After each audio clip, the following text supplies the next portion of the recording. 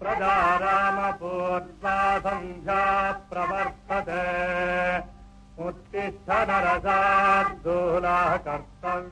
అది తిరుమల ప్రభువుకు మేలుకొలుపు.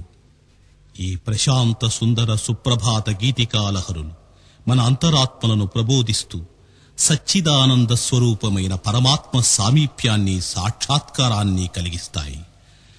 ఆదిశేషుని పడగల్లా అనంతంగా వ్యాపించిన వెంకటాచల శిఖరాలలో వెలసిన స్వయంభూమూర్తి వెంకటేశ్వరుడు కలియుగ ప్రత్యక్ష దైవం.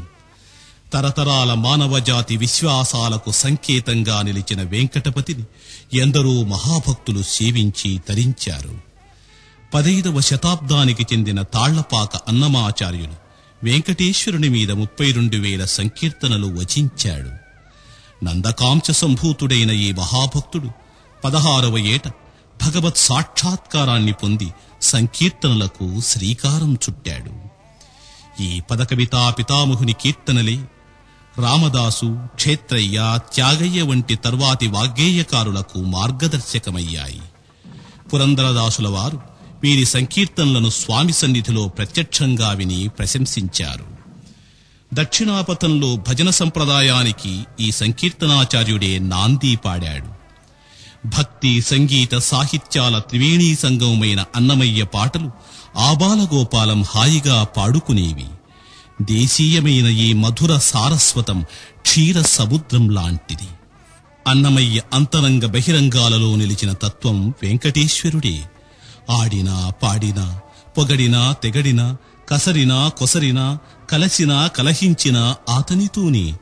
తాను జపించి తపించిన వెంకటేశ్వర మంత్రాన్ని సంకీర్తనల ద్వారా మనకు ఉపదేశించాడు.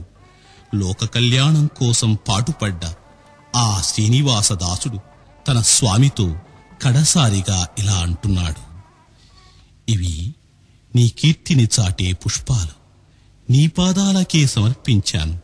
నన్ను రక్షించడానికి ఒక్క సంకీర్తన చాలదు, తక్కినవి నీ భండారంలో దాచుకోవయ్యా.